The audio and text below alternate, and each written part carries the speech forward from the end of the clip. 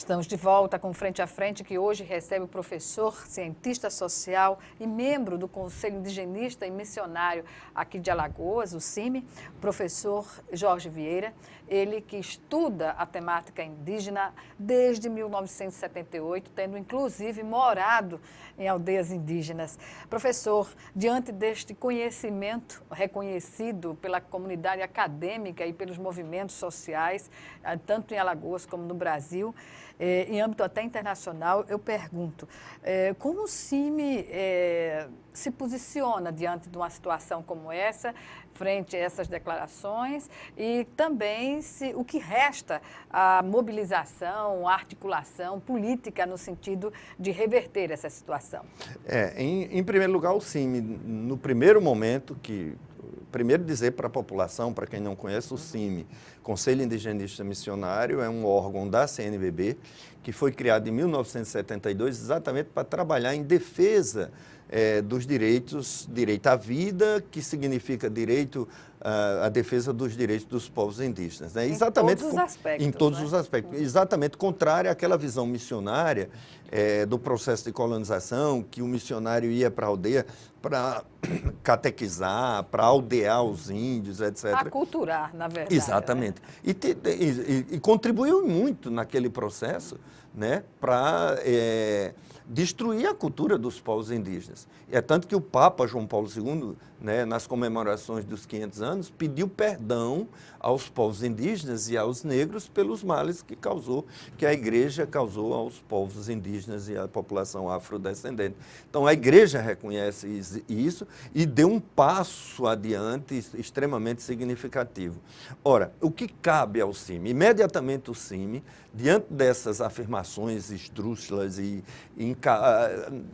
não cabíveis no momento que nós estamos vivendo, né, em pleno século XXI, de garantia constitucionais, de Estado de Direito, de uma sociedade que almeja avançar cada vez mais no reconhecimento dos sujeitos, porque em nível da academia, a academia já está avançando muito claramente na defesa, na reflexão, na produção científica dos direitos desses povos indígenas. Agora mesmo, estou com 2 projetos aprovados para a SBPC em Belo Horizonte, que vai acontecer em julho, 2 projetos sobre indígenas aqui de Alagoas, né? Que a gente está levando para a SBPC. Então, quer dizer, o CIMI imediatamente repudiou essa fala em nota pública, a fala do atual ministro da Justiça, porque, na verdade, não é ministro da Justiça, é ministro da Injustiça. Como é que se instala um governo para penalizar exatamente, né, todos os setores médios e baixos da sociedade, né? E, principalmente, hoje, os setores mais excluídos da sociedade, por exemplo, os setores que são beneficiados pelo Bolsa Família, setores... Estou chegando do sertão ontem... As classes populares. Né? Onde eu participo permanentemente de acompanhamento no sertão de Alagoas, e a gente está vendo cada vez mais, aqui em Maceió, a pobreza que a gente parecia quando chegava no sinal, no semáforo, já não tinha mais pessoas pedindo esmola, etc. Hoje, o que mais nós encontramos, né, são crianças, adultos, o sertão de Alagoas, inclusive, piorando com a situação da seca, né, o sertão de Alagoas. Então, a pobreza está aumentando. E aí, no caso da questão indígena, né, o CIMI claramente se posicionou contra, porque é esse o seu papel, porque são falas, são atitudes, é uma política indigenista que sinaliza, na prática, concretamente, para um retrocesso para o período do regime militar, onde, né, foram mortos indígenas na construção da Transamazônica, né, derrubada da floresta, enfim, em função do capital internacional. Então, no primeiro lugar, é isso. O CIMI claramente e convoca a sociedade para que participe também desse processo, porque esse governo que está aí, né, que chegou ao poder, né, manipulando né? Inclusive tirando uma presidente da República que até hoje nada foi provado e nenhum delator foi dito que ela recebeu propina. E o atual presidente da República, né, que chegou em nome da moralidade, do que disse que ia constituir a moralidade, já tem 14 citações e absolutamente nada acontece. Tanto que a base do partido se divide, né? Até hoje está dividida. Exatamente. Né? Eu acho que já mostra que é um governo... Inclusive, agora em Alagoas, nós estamos percebendo, né, a não aprovação, a desaprovação do governo Temer já ultrapassou 70%, né? Então, então isso demonstra, tanto em nível da sociedade, é um absurdo que para reformas tão importantes, atitudes tão importantes que têm impacto direto com a vida das pessoas, você tem um governo totalmente sem respaldo e está tomando posições exatamente ao contrário do que espera a sociedade. Bem, já que o senhor tocou nessa questão da contramão dos avanços até então obtidos, sobretudo pelas classes trabalhadoras, os movimentos, pode-se dizer que nós vivemos um movimento histórico da imprevisibilidade, professor? E é verdade, e o que me preocupa mais ainda, Gorete, com essa situação, é que como eu tenho um público que tanto de sala de aula quanto da sociedade, os movimentos sociais, e eu rodo esse estado de Alagoas permanentemente, eu estou vendo ainda uma sociedade, mesmo desaprovando um governo desse, uma sociedade apática, né? Então, a que se deve, na sua opinião, eu digo, na análise, né, concreta, acadêmica, digamos assim, sobre essa reação da sociedade? Essa apatia. Isso, eu tenho uma análise sociológica que eu tenho refletido e tenho escrito artigos sobre isso também. Na verdade, para a gente compreender esse momento que estamos vivendo, o que é que acontece? Os interesses do capital internacional, representado na burguesia nacional, aqui em nível interno, foram assumidos pela classe média, principalmente pela classe média, né? E a classe média foi para a rua. Em nome do que a classe burguesa estava dizendo de combate à corrupção. Foi um instrumento, pode-se dizer. Foi mais uma vez, né, e se a gente pega Antônio Gramsci, as análises filosóficas e sociológicas, nós vamos entender isso. Por quê? Porque a classe média é um estágio extremamente complicado, porque ela é conservadora, moralista, né, e subserviente. Porque ela prega a ética para os outros, né? Agora, a primeira oportunidade que a classe média tem para visualizar e pular para o andar de cima, acabou-se a ética, acabou-se a moral, acabou-se o princípio, absolutamente. Então, o que é que acontece? Ela, comprando a ideia da classe alta, da burguesia, ela foi para a rua, porque, na verdade, a pauta não era dela, né? É tanto que agora ela está numa situação, então, objetivamente, dando a resposta à sua pergunta, a classe média está numa situação envergonhada. Cadê a classe média que foi para a rua bater panela? Ela agora vai bater panela, a panela vazia. Por quê? Porque vem a reforma da Previdência, que atinge diretamente a classe média, porque vem a reforma trabalhista, porque a Alagoas já apresentou, agora, recentemente, mais de 7 mil desempregados em Alagoas. Está entendendo? Então, isso vai ter um efeito cascata. Foi interessante, eu estava com um colega, professor, dentista, e ele me passou um dado que eu não tinha me dado conta, extremamente importante. Ou seja, a classe média, liberal, o dentista e o médicos, profissionais liberais como todo. Mas ele falou exatamente do dentista, né? Que foi o seguinte, ele disse, olha, nos anos anteriores, o dentista estava numa situação porque ele atendia a classe C, D e E, né? À medida que essa classe C, D e E não está tendo mais como adquirir recursos para fazer tratamento dentário, consequentemente o consultório está em crise. É interessante, eu não tinha, nesse dado específico, foi o próprio atentado para isso, porque o próprio dentista percebeu que os dentistas estão reclamando, né, principalmente que aqueles que faziam atendimento para esses segmentos, Hoje, como esses segmentos não podem mais, não têm condições, porque estão desempregados, porque estão em situação, lutando até para comer, então não vai fazer tratamento dentário. A não ser dentistas especializados em serviços, não é, estéticos, alguma coisa assim, que está à margem dessa população, de clientes ou pacientes que dependem de um convênio, não é? Exatamente, mas aí está no segmento de classe média alta. Exatamente, esse segmento que atende, que não depende dos setores populares, né? Não tem problema. Convênio. E de convênio. Mas aí já indica alguma coisa, algum elemento para esse segmento da classe média, Gorete. Porque é o seguinte, porque esse segmento está ficando também empobrecido. Até porque a alíquota do imposto de renda aí Exatamente. ela é cruel com a classe média, né? Exatamente. Mais com a classe média, porque as pessoas não podem ter nem duas fontes de renda, que na pirâmide ela vai pagar tanto quanto quem está no topo, né? Exatamente. Praticamente. E aí a classe média vai... O que é que vai acontecer com a classe média agora? Já está em curso e vai se aprofundar. Por quê? Porque ela está também empobrecendo. E aí, qual vai ser a consequência agora? Ela vai se atolar em dívida para manter o padrão, porque classe média é assim, ela mantém o padrão a qualquer custo, né?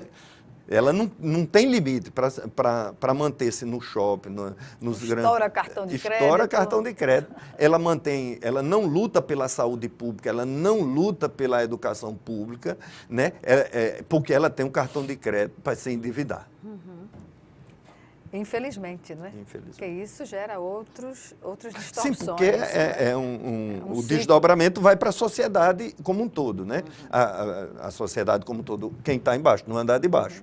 Né? À medida que a classe média não vai poder pagar um salário mínimo, a sua empregada, consequentemente, não vai comer bem, não vai ter as condições para viver lá na base da pirâmide. Voltando à questão indígena, professor, o que a Comissão de Direitos Humanos e Minorias da Câmara dos Deputados pode fazer em relação a essa questão, já que a declaração do ministro, né, desconsidera essa questão da ancestralidade e da importância da comunidade indígena, né, que vai além da produção e da simples moradia? Olha, ela tem um papel importante, porque vai no contraponto da maioria, né? A Comissão de Direitos Humanos, infelizmente, que já esteve ocupada, inclusive recentemente, por pessoas exatamente... olha a contradição que é o Brasil, né? Aquele deputado pastor, né? Que não me falha agora a memória o nome dele, que foi exatamente presidente da Comissão de Direitos Humanos, que vai contrário a toda a trajetória da Câmara dos Deputados em defesa dos direitos indígenas e das minorias, né? Então, de fato, a Comissão de Direitos Humanos da Câmara, ela tem um papel importante, porque aí você tem meios de comunicação, tem a própria instituição que pode ser colocada e usada como base para discutir com a sociedade os problemas.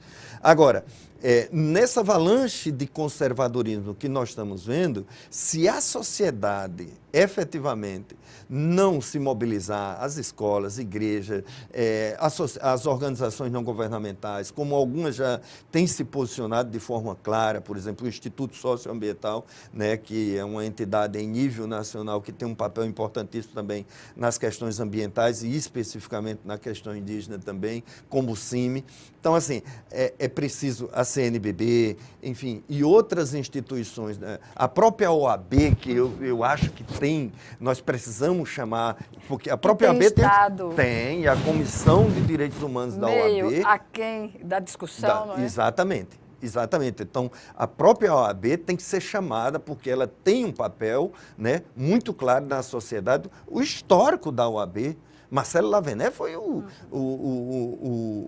presidente da OAB, junto com a CNBB e outras instituições, que foram às ruas para defender os direitos da população, os direitos no processo constituinte. O senhor falou OAB e CNBB. são duas instituições que têm se colocado de uma forma muito discreta, eu diria, para contrapor as questões nacionais colocadas no momento. O senhor acredita também que essa apatia que invade a população está contaminando também essas entidades? Pois é, eu vou falar da CNBB, um fato que ocorreu. Como a sociedade sabe, eu sou católico, sou muito ligado à igreja, eu tenho uma coluna no jornal Semeador com muita honra, né? Escrevo permanentemente há mais de 15 anos, né? E agradeço demais como católico e como jornalista ter esse espaço dentro do principal jornal, aliás, é o jornal mais antigo em Alagoas em circulação, exatamente. Né? Exatamente. Mas, certa vez, recente, há alguns poucos anos, 2, 3 anos mais ou menos, Dom Celso, que é um bispo progressista da Teologia da Libertação, aí numa das assembleias da CNBB, o repórter perguntou, e Dom Celso, e a CNBB? Ele disse, está no céu. O que é que... É uma resposta bem cabível. Pois é, que aqueles arautos, né, os bispos, Dom Helder Câmara, Dom Ivo Lochaide, Dom Aloísio, Dom Paulo Evaristo Arne. Sente-se falta esses de grandes homens nacionais, né, que conseguem mobilizar, sensibilizar, e movimentar a sociedade com temas importantíssimos da sociedade. Do interesse de todos. Exatamente, por isso que ele disse, a CNBB está no céu, né? Mas nós temos, assim, num momento muito importante que eu, como católico, mas mais do que isso, como cidadão, que é o Papa Francisco, né? Que tem trazido uma mensagem. Salvação, né? Exato. O Papa Francisco, nesse contexto internacional, porque quais são as lideranças em nível internacional que nós temos? Exatamente. Não temos. Hoje nós temos unicamente o Papa Francisco como a grande liderança que tem trazido os temas com muita maturidade, com muita sensibilidade. Com certeza o Papa Francisco, além da sua inteligência, da sua capacidade, ele está muito bem assessorado, Gorete, porque ele tem trazido os temas de uma forma perfeita para a sociedade. Cortando na própria carne. Claro. Inclusive, a gente sente que há alguns setores dentro da própria igreja que efetivamente têm questionado essa posição, porque não têm compreendido o papel histórico que o Papa Francisco está cumprindo para dentro, como a gente fala no latim, ad intra, mas também ad extra. Pois bem, é uma questão de a igreja estar sempre nas decisões de poder, não é? E fazendo valer o bom senso nessas discussões de interesse popular. Pois é, por isso que eu acho que nesse momento, como você disse, essas instituições precisam cada vez mais retomar o seu papel social, o seu papel na sociedade para trazer essas temáticas e mobilizar a sociedade em torno das grandes questões, porque nós estamos carentes, né? Em nível político está desmoralizada em sua maioria a classe política, em nível do poder judiciário, poder executivo, então as instituições estão efetivamente, essas instituições dos poderes constituídos estão efetivamente colocadas em xeque, né? Então é a sociedade, através dessas entidades, que eu acho que a gente pode indicar sinais de uma saída para os grandes problemas que nós estamos vivenciando. Em nível nacional. Em nível nacional. Professor, nós vamos chamar agora o nosso segundo e último intervalo. Já, já, voltaremos com Frente a Frente. De volta.